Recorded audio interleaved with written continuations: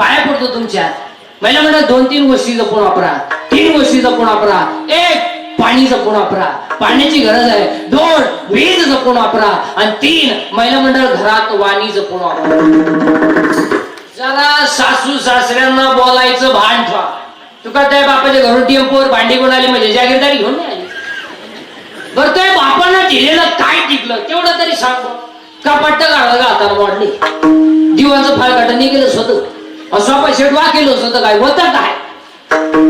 महिला मंडळ तुम्हाला एक वाक्य पाय पडून सांगू का, तुम्हाला सासू सासऱ्यांना बोलायचा कोणताही अधिकार नाही. तुम्ही ज्याच्याशी लग्न केलंय काय तुमची डेअरिंग आहे त्याला दाखवायची.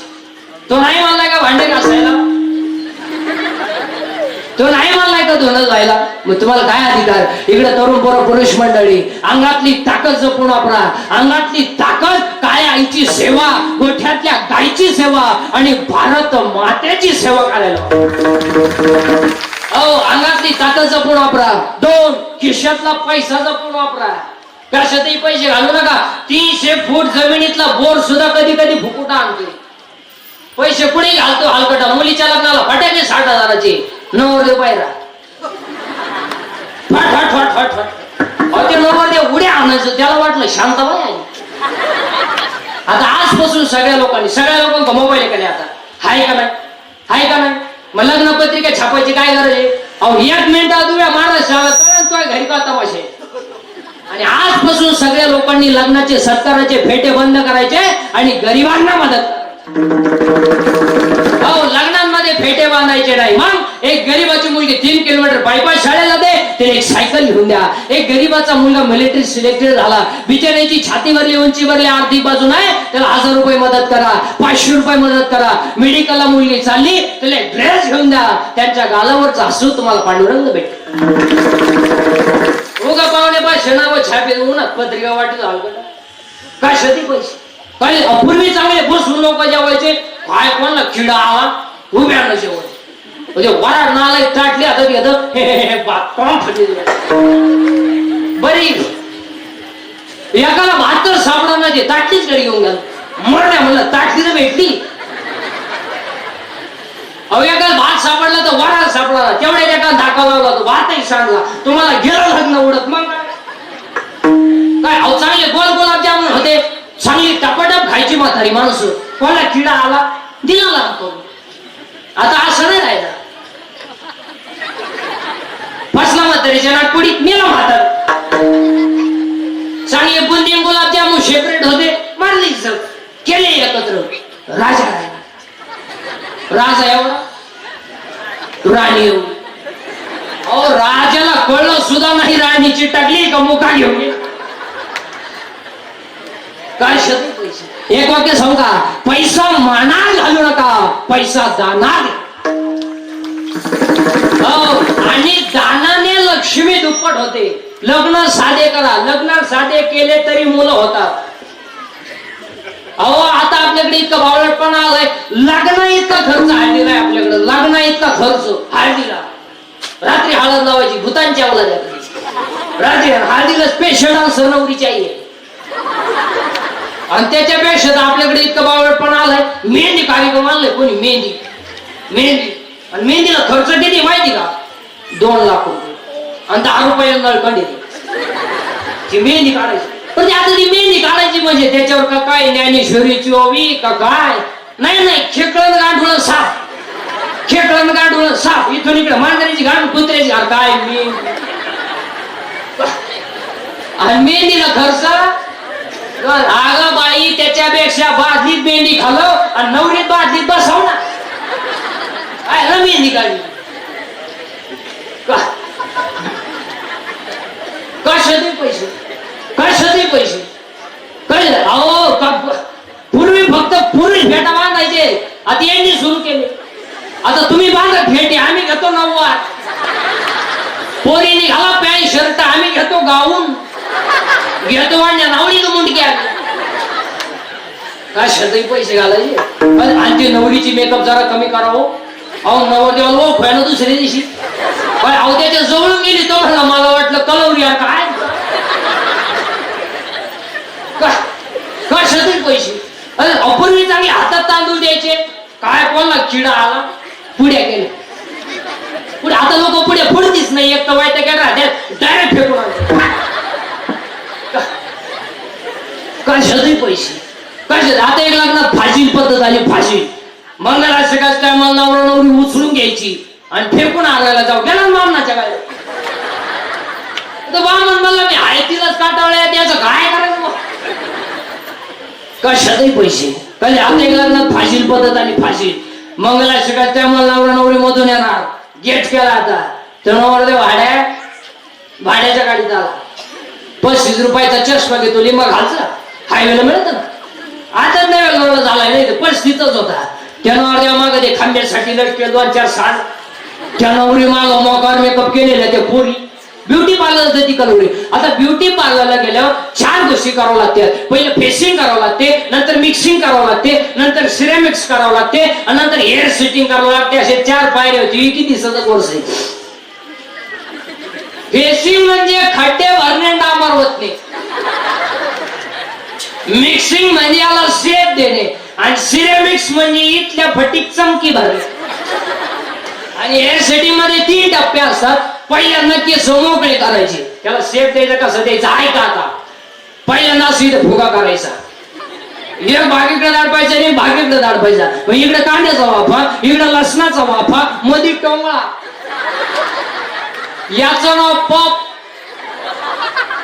हा एक भागीकडे दाडपायचा आणि एक पट वाटावी द्यायची याला म्हणायचं देव यानी आणि तिसरा भाग असा आहे ही एकच बाजू बांधायची ही मोकळी चला हवाई उद्या अहो कलवरीनं असं केलं नवरदेव भाडीवर पडला पाहता का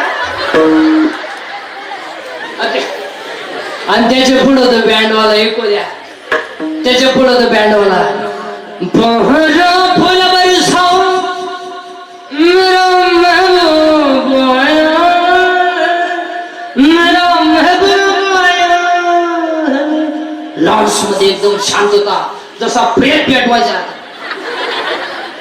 बहर फुल बरसाओ मेरा महबूब आया महबूब आया तो महबूब चालतो का समज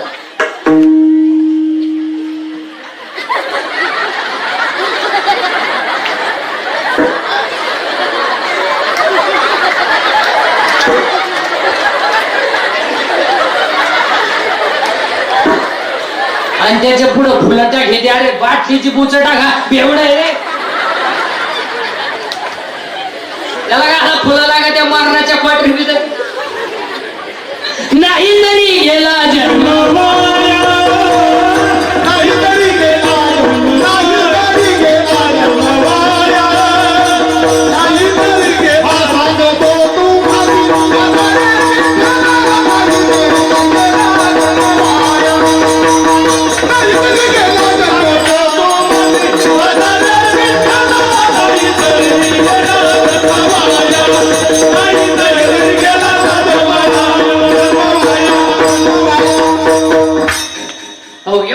सुंदर आयोजन आपल्या नगरीमध्ये केलंय आता आपल्या नगरीमध्ये एवढं सुंदर आयोजन केलंय फक्त सर्व तरुणांना आजच्या या कीर्तनामध्ये फक्त एकच उपदेश करेल की गळ्यामध्ये पवित्र तुळशीची माळ घाला कपाळाला गंध लावा आपण आवाजावर माणसाला येईल 96 कोळी खानदान घराण्यातली अहो हे रक्त काय बघा तुम्हाला हे रक्त माहिती तुम्हाला कसं आहे